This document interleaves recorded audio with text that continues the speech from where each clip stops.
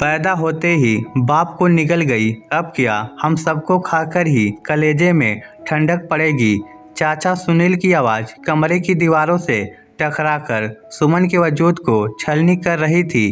कान खोलकर सुन ले, मैं राजीव के पिता को जुबान दे आया हूँ कि तेरी शादी उसी से होगी, तो अपना ये रोना गाना बनकर और शादी के लिए मन बना ले।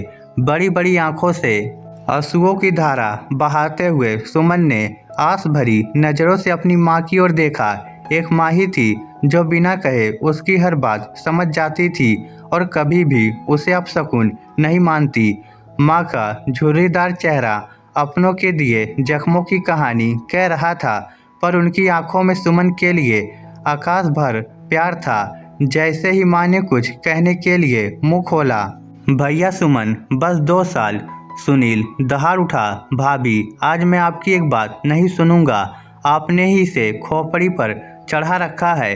भैया के हिस्से का अनाज इस महंगाई में ऊँट के मुंह में जीरा है। किस तरह मैं सब संभाल रहा हूँ आप नहीं समझोगी। अगर इस बार आपने इसका साथ देकर शादी के लिए मना किया तो अपना चूल्हा अलग कर लीजिए, और भविष्य में इस मनहूस के ब्याह के लिए मैं फूटी कौड़ी नहीं दूंगा। गुस्से में बड़बड़ाता हुआ सुनील माँ बेटी को कमरे में अकेले छोड़कर चला जाता है। फूलों समान गुलाबी गालों वाली सुमन के आंसू पोंछकर माँ बिना कुछ कहे उसे सीने से लगा लेती है। कुछ समय बीतने के बाद जब सुमन की सिसकियाँ कम हुई तो माँ ने सुमन के माथे पर बिखरे बालों को धीरे धीरे अपने हाथों से पीछे करते हुए धीमे स्वर में कहा, बिटिया अपने चाचा की बात मान जाओ। आखिर कब तक मैं सबसे लड़कर तुम्हारा साथ दूंगी। एक न एक दिन तो तुझे विदा करना ही है। जवानी की दहलीज पर कदम रख चुकी सुमन ने पूरे आत्मविश्वास से कहा, माँ मुझे 2 साल भी नहीं, सिर्फ 5 से 6 महीने का समय चाहिए। मैंने किसी को बताया नहीं कि मैंने सीडीएस की लिखित परीक्षा पास कर ली है, बस एसएसबी इंटरव्यू बाकी है। तब तक तो साथ दे दो माँ। मुझे सिर्फ अपने माथे से ये मनहूस का ठप्पा नहीं हटाना, बल्कि आपकी किस्मत भी बदलनी है।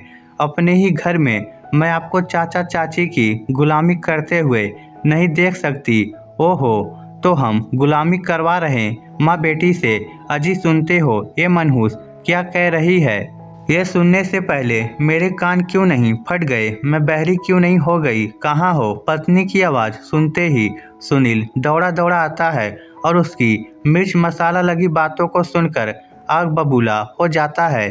सुनील ने ऐलान कर दिया कि सुमन की शादी 1 महीने के अंदर ही हो जाएगी, वरना उससे बुरा कोई नहीं होगा।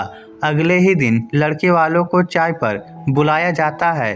थुलथुली तोंद और पान से रंगे लाल गंदे दांतों वाले 42 साल के अधेड़ राजीव की नज़र जब अचानक से समोसे को लाल चटनी में डुबाते हुए 22 साल की सुमन पर पड़ती है तो समोसा उसके हाथ से छूट जाता है। उसकी नज़रों में हवस साफ दिखाई दे रही थी। साधारण से पीले रंग के सूट में भी सुमन किसी हीरोइन से कम नहीं लग रही थी। वो बड़ी बड़ी आंखें, गोरे गोरे गाल, दाहिने गाल पर छोटा सा काला तिल, माथे पर किनारे से निकली घुंघराले बालों की लटें, भरा पूरा बदन। जितना उसने फोटो में देखा था उससे कहीं अधिक सुंदर लड़की देखकर उसके लार टपकने लगी। उसने एकटक उसे घूरते हुए कहा, मुझे रिश्ता मंजूर है। सुमन से किसी ने कुछ पूछना उचित नहीं समझा। सुनील ने उसे इशारे से जाने को कहा। जाते हुए भी राजू उसकी कमर पर लहराती हुई नागिन जैसी काली चोटी को निहारता रहा। तभी सुनील ने राजीव के पिता से कहा, तो 2 लाख में बात पक्की रही ना। राजीव ने सुमन की चोटी को घूरते हुए कुटिलता से कहा, अरे ऐसी अप्सरा के लिए मैं 3 लाख भी देने को तैयार हूँ। बस जल्दी विदा करवा दीजिए चाचा जी। खिड़की की ओर से सुमन की माँ जब अपनी बेटी की कीमत लगती सुनती है तो उनके पैरों तले जमीन खिसक जाती है। रात में जब पूरा घर सुकून की नींद सो रहा था तब माँ बेटी गहरे सन्नाटे में अपनी योजना को अंजाम दे रही थी। ऐसा करते हुए माँ के हाथ कांप रहे थे, लेकिन सुमन ने कैंची माँ के हाथों में थमा दी।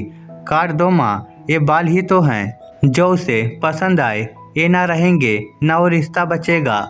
माँ के हाथ काँप रहे थे, आंसू जमीन पर गिर रहे थे, पर सुमन की आंखों में एक अजीब सा जुनून था।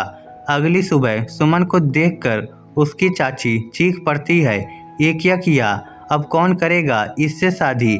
घर आ रही लक्ष्मी को लात मार दी इस मनहूस ने, सत्यानाश, इस कर्मजली ने तो अपनी सूरत ही बिगाड़ ली। बिना बालों के टकली सुमन को देखकर उसके चाचा के हाथों से चाय का कप छूट जाता है। चाहकर भी अब वो कुछ नहीं कर सकते थे। राजीव के परिवार वालों से उन्होंने कुछ महीनों का वक्त मांगा। 1 महीने के अंदर ही सुमन के एसएसबी इंटरव्यू की तारीख आ गई। सबके ताने सुनने के बावजूद वह एसएसबी इलाहाबाद के लिए रवाना हो गई। स्टेशन पर लेने आई सेना की बस में सुमन के चढ़ते ही बाकी लड़कियां उसे अजीब नज़रों से देखती हैं। उसका मुड़ा हुआ सिर और पुराने कपड़े उसे बाकियों से अलग कर रहे थे, लेकिन बिना किसी परवाह किए सुमन सीट पर जाकर बैठ जाती है। सेंटर पर एक के बाद एक सभी परीक्षाओं में अपना बेहतर प्रदर्शन करते हुए सुमन आगे बढ़ रही थी। आज उसका इंटरव्यू था। इंटरव्यू में पहला सवाल उसके सिर पर जरा जरा से दिख रहे बालों को लेकर हुआ। कैंडिडेट 33, ये लुक किसी फैशन का हिस्सा है या कुछ और? सुमन ने बेबाकी से पूरी घटना बताते हुए कहा, सर ये बाल मेरी आज़ादी की कीमत हैं। ये तो दोबारा आ जाएंगे, लेकिन शायद अपने साथ माँ की स्थिति बदलने का मौका फिर नहीं आता।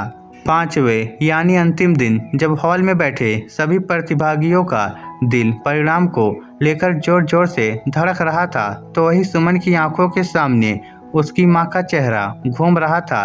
रह रहकर उसे अपनी चाची की जली कटी बातें याद आ रही थी। तभी पहला नाम पुकारा गया, चेस्ट नंबर 33, सुमन। शंकर शर्मा। हॉल का सन्नाटा तालियों की गड़गड़ाहट से भर उठा। तालियों की आवाज़ सुनकर सुमन अपनी सोच से बाहर निकली। उसका नाम दोबारा पुकारा जाता है। सुमन की आंखों से जीत के आंसू बह निकले। मेडिकल टेस्ट पास करने के बाद जब वह घर आई तब भी उसने किसी को कुछ नहीं बताया। चाची ने उसे देखते ही कहा, आ गई बिना बालों वाली मेम साहब। कुछ ही महीनों बाद जब फाइनल मेरिट में अपनी जगह बनाने का मैसेज उसे प्राप्त होता है, तब वह दौड़कर अपनी माँ के गले लग जाती है और जोर से चीखकर कहती है, अब मैं मनहूस नहीं रही माँ, मैं हूँ लेफ्टिनेंट सुमन शर्मा, लॉन्स नायक शंकर शर्मा की बेटी। उसकी आवाज़ कानों में पड़ते ही उसके चाचा और चाची का मुंह खुला का खुला रह जाता है। इस स्टोरी को लेकर आपकी क्या राय है, नीचे कमेंट करके हमें ज़रूर बताइएगा। धन्यवाद।